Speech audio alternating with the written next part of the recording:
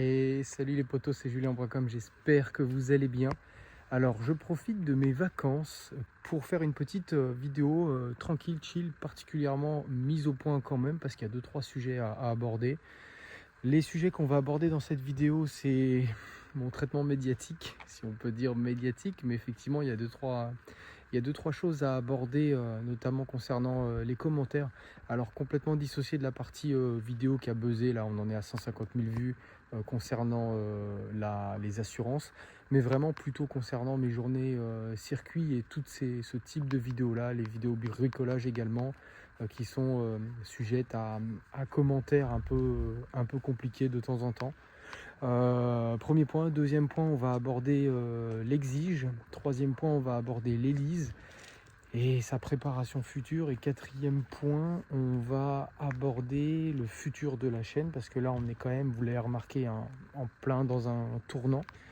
Donc il va falloir savoir ce qu'on fait de la chaîne, si on continue comme ça ou si on essaie de la développer. Et après, on va parler des projets que j'ai déjà en tête. Je vous soumets 2-3 idées, vous essayez de me dire dans les commentaires si vous pensez que c'est une bonne idée. En tout cas, voilà, on a quand même pas mal de choses à aborder. Alors le premier point que je voulais aborder, c'était ce rapport à la compétition qu'avaient les gens dans mes commentaires. Il faut absolument que les gens dans les commentaires, mais pas que dans les commentaires, c'est une infime partie, surtout après sur les forums, en messages privés, sur Instagram, en mention sur divers autres sites, il faut toujours que ça rentre dans la compétition.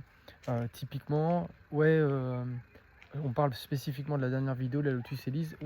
Ta Lotus Elise, ça marche pas si fort que ça. Ou alors, tes temps ils sont pourris à l'heure-ci. Tu devrais faire des meilleurs temps que ça. C'est pas ouf. Tu parles d'aéro, mais concentre-toi déjà sur ta géométrie, elle est pourrie. Que des sujets comme ça, où les gens en fait sont tout de suite dans la compète, dans l'extrême performance. C'est pareil, il y a des gens qui disent la Lotus Elise Duratec, enfin Exige Duratec de Jules, donc la Punisher par exemple, la verte, elle tourne bien mieux que la tienne. Ok, c'est bien, mais est-ce que vous avez vu dans mon Instagram, dans mes vidéos YouTube, à un moment où j'ai dit j'ai l'intention de faire un monstre, elle va défoncer tout le monde et ça sera la meilleure, et de toute façon je suis un pilote, je vais plier les temps.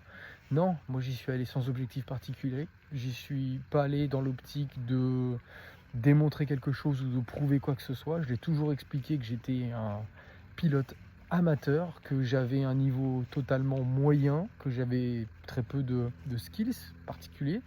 Moi je roule, je roule du mieux que je peux, il faudrait que je prenne des cours, c'est clair. Et je trouve ça un peu vexant. C'est vrai que c'est un peu... ça touche à certains moments. Tu te dis merde, moi je suis pas là pour me faire défoncer la gueule. Je suis juste là pour vous partager ma passion, mes kiffs. Et puis derrière, les mecs ils te disent que t'es qu'une merde. Donc ça fait un peu mal de temps en temps. Après ça va, tranquille, hein, je vais m'en remettre. Mais c'est vrai que c'est quand même difficile à digérer, surtout quand on fait tout pour pas rentrer dans ce jeu-là, pour pas dire oui, moi je fais ça parce que j'ai l'intention que ça marche mieux. Non, j'ai mes objectifs en termes de performance personnelle, mes objectifs en termes d'efficacité de voiture, mais après, je dois rien à personne et j'ai rien à prouver. Donc pour le coup, faut remettre les choses dans leur contexte. Moi, quand je dis que je fais une 16 à l'URSI, déjà je le dis, donc ça c'est plutôt positif. Je dis aussi que c'est un temps de merde par rapport aux capacités de la voiture, mais typiquement, si on parle spécifiquement de ce cas-là, c'est aussi, faut remettre les choses dans leur contexte. La voiture, j'ai fait 25 tours à peu près. Les 10 premiers tours, j'ai fait 10 tours à essayer de comprendre dans quel sens tournait la voiture et essayer de constater qu'il n'y a pas de problème particulier. Dans ces 10 tours, on a quand même contrôlé et constaté qu'il y a un soufflet de cardan qui a pété, que j'ai une fuite sur le liquide de refroidissement à geyser dans le capot avant. Donc voilà, le reste du temps, les 5 autres tours d'après, arrivé à 15 tours, c'était pour contrôler que ça fuyait pas trop et qu'il n'y avait pas d'autres soucis. Et après, il y a 10 tours où j'ai appris vraiment un petit peu plus à conduire la voiture. Et j'étais avec des amis ou avec de la famille. Et j'essayais d'appréhender la voiture. Et la voiture a un comportement plutôt joueur, c'est-à-dire plutôt survireur que sous-vireur, ce qui est plutôt positif. Et pour le coup, avec un autobloquant, c'est le kiff parce que j'ai assez de pêche pour pouvoir entretenir une petite dérive et la voiture, elle demande que ça d'y aller. Donc j'ai particulièrement joué avec la voiture pour la faire glisser parce que glisser, c'est toujours très très marrant. J'ai pris énormément de plaisir et je sais par contre que c'est au détriment du chrono. De la même façon que c'est pas pour essayer de me justifier, mais j'ai jamais eu le moindre tour clair sur sur ces sessions-là. J'ai toujours été dans le trafic, j'ai jamais fini un tour complètement seul et propre, lancé par exemple. Donc voilà, à partir de là, les perfs sont pas folles. Après, il n'y a pas non plus énormément de voitures pour vous rassurer qui me sont passées devant sur les moments où j'étais lancé, hein.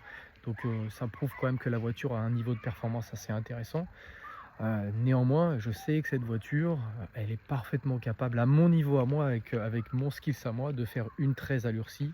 Ça m'inquiète pas, j'ai 3 secondes à aller chercher. Déjà, si j'ai un tour propre et que j'arrête d'essayer de glisser, ça va le faire. Pareil au niveau comportement, on me dit oui, elle survire à mort, elle est dangereuse. Pas du tout les gars, pas du tout. C'est moi qui la provoque, c'est moi qui réaccélère extrêmement tôt, qui donne beaucoup d'angle de volant et qui fait que la voiture, elle se comporte comme ça.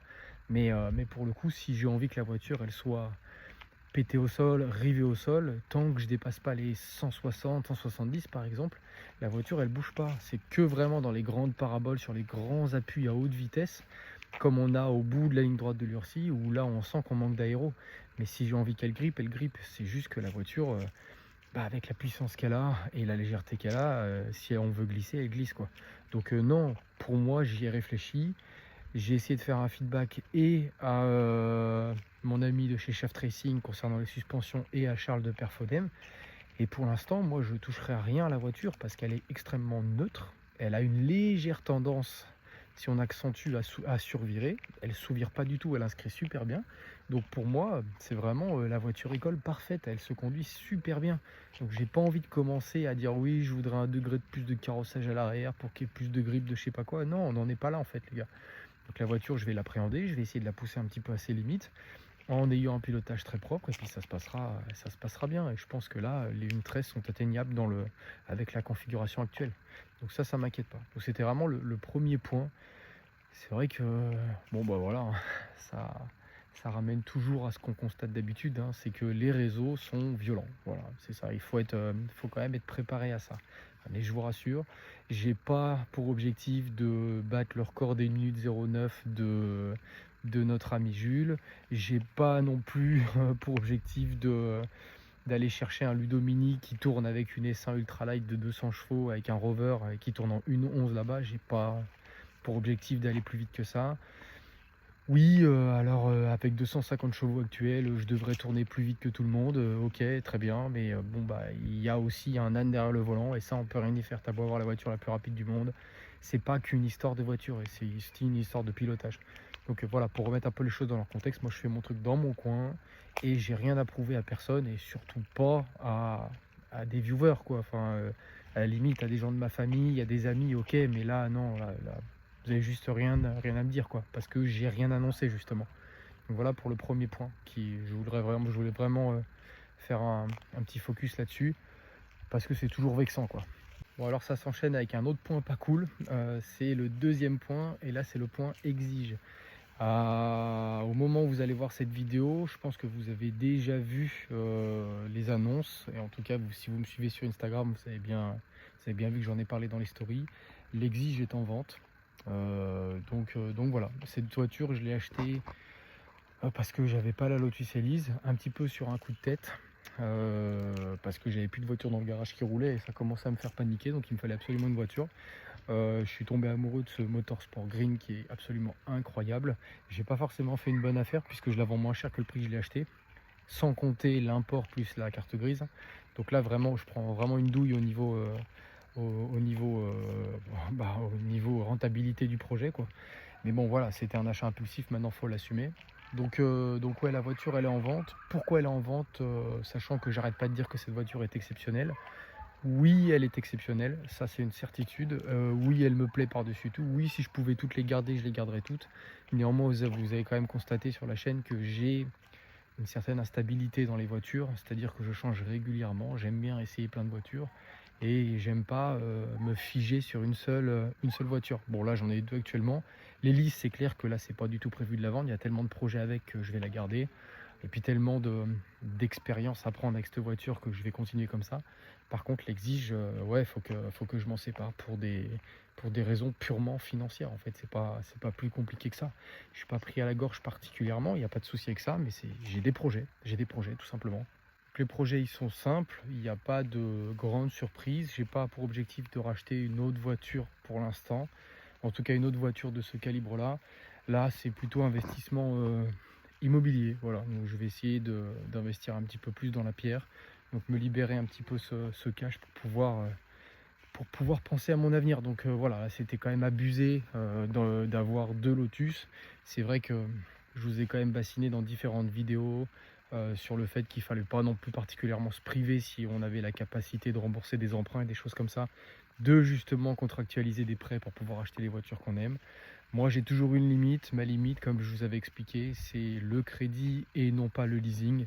Donc, avec ma capacité d'emprunt et ce qu'on peut te prêter pour acheter une voiture au jour d'aujourd'hui, c'est-à-dire 50-55 000 euros, au-delà, ça devient ultra compliqué de se faire prêter de l'argent pour une bagnole.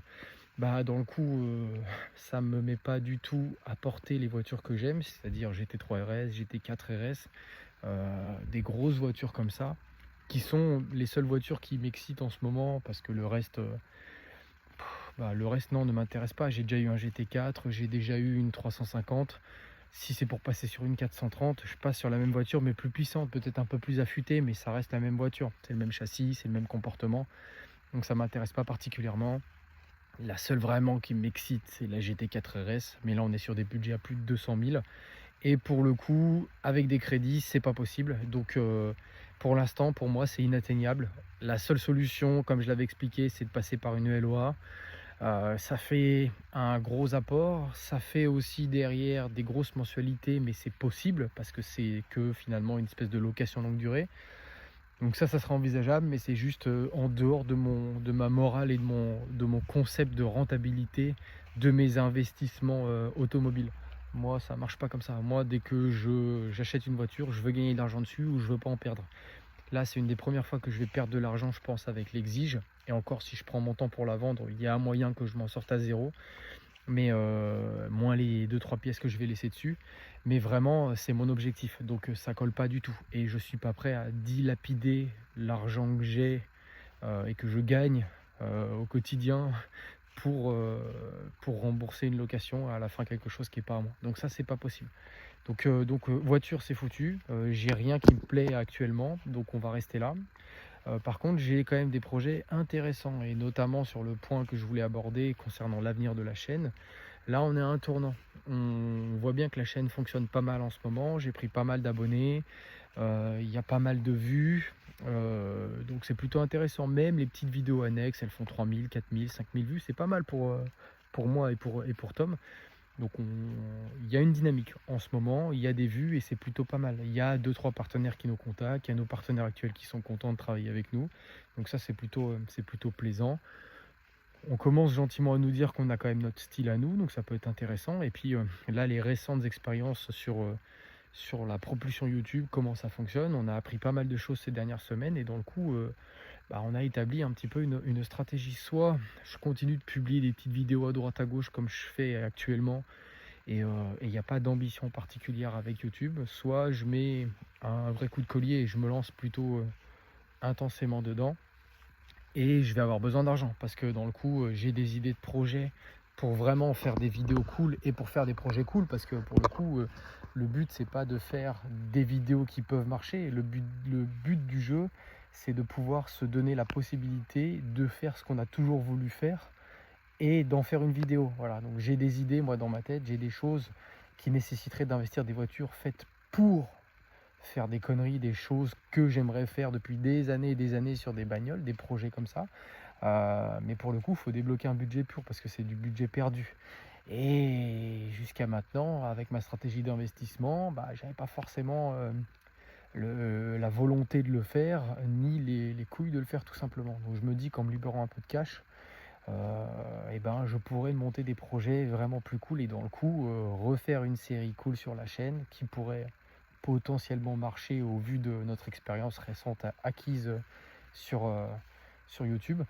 Et à mon avis, moi, je suis plutôt chaud. Je suis plutôt chaud pour continuer. En tout cas, je suis plutôt chaud pour essayer. Donc dites-moi si vous avez envie qu'on intensifie un petit peu les vidéos et qu'on monte en gamme niveau projet et qu'on commence enfin à apporter notre touche et qu'on se libère un petit peu au niveau budget et qu'on puisse vraiment investir pour faire des vidéos de qualité et faire des projets vraiment intéressants en redescendant un petit peu d'une gamme. Donc arrêter de bosser un petit peu sur des Lotus et des choses comme ça, c'est peut-être un poil trop premium, et plus partir sur des voitures. Nous, on vient du peuple, on vient de la base, on vient de rien, donc on aime les voitures de base, ça nous fait kiffer. Peut-être partir sur une petite traction ou sur une petite propulsion et faire 2-3 trucs avec, ça pourrait être intéressant. Donc dites-moi dans les commentaires si ça vous intéresserait, si vous seriez aussi ok pour nous supporter, pour nous suivre un petit peu à la rentrée avec ce genre de nouveaux projets, et si vous pensez qu'on a le potentiel d'évoluer un petit peu dans le monde YouTube. euh, ça m'intéresserait d'avoir de votre recul. Si vous nous catégorisez, mais en toute transparence, c'est pareil, hein, est-ce que vous nous catégorisez comme des youtubeurs amateurs? On fait 2-3 vidéos, mais elles sont un peu claquées, mais comme on aime bien les Lotus, et puis que tu parles pas trop mal, on regarde. Ou ouais, finalement, eux ou moi, on a peut-être un truc, et ça vaut le coup de creuser parce que le contenu est un peu différent. Il est, je pense, plutôt franc du collier dans l'approche, mais il y a aussi un aspect méca, il y a aussi un aspect pilotage. Peut-être que lier tout ça peut intéresser les gens. Et si vous, mes viewers, m'expliquez que oui, il y a peut-être un potentiel pour évoluer, moi j'ai envie aussi de vous écouter, de m'écouter avant tout, mais aussi de vous écouter, et pourquoi pas me lancer un peu plus à fond dans YouTube. Donc voilà un petit peu les points que je voulais aborder avec vous. Je pense qu'on a fait le tour pour le coup, il se passera rien jusqu'à fin août, et on reprendra les vidéos tranquillement d'ici là. Je peux déjà spoiler un petit peu 2-3 choses. On a tourné une vidéo avec mon meilleur pote et mon frère podcast sur un petit peu toutes nos anecdotes automobiles depuis notre adolescence jusqu'à maintenant. On a fait déjà plus de 2 heures de vidéo en mode un petit peu podcast. C'était vraiment plutôt cool, on s'est vachement marré, et on n'a pas fait la moitié de la vidéo. Et alors qu'on était déjà ultra satisfait de ce qu'on a fait, parce que ça nous a rappelé tout notre passé et toutes les conneries qu'on a faites, et Dieu sait si on a fait des conneries avec les bagnoles. Donc ça, cette vidéo-là, pas de prétention particulière, sinon d'écrire mes mémoires automobiles avec moi et mon pote.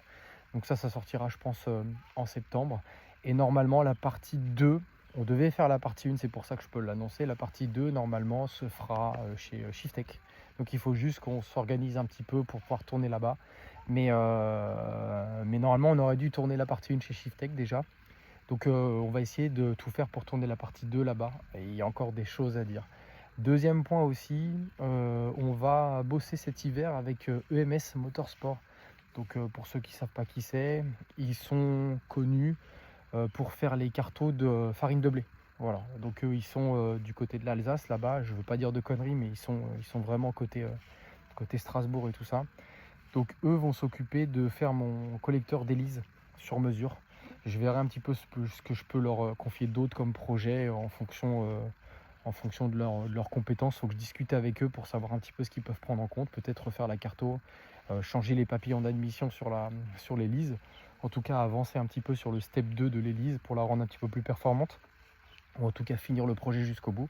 Et donc ça sera l'objet aussi de quelques vidéos. Donc ça c'est plutôt cool. On va faire un petit peu un crossover entre MS qui fera ses vidéos de son côté avec les Liz, et moi qui ferai mes vidéos avec EMS. Donc ça peut être un projet plutôt sympa. N'hésitez pas aussi à me dire en commentaire si vous aimeriez nous voir avec des youtubeurs particulièrement, qu'on fasse un petit peu des collaborations avec des petits, des moyens ou des plus gros. Ça serait intéressant, et si vraiment il y a un youtubeur qui ressort vraiment énormément, et pour le coup on essaiera de le contacter, et puis on verra ce qu'on peut faire avec lui. Bon les gars, moi je vous dis bonnes vacances pour ceux qui sont en vacances, bonne rentrée pour ceux qui ont fini les vacances, et rendez-vous dans une prochaine vidéo. Allez, ciao.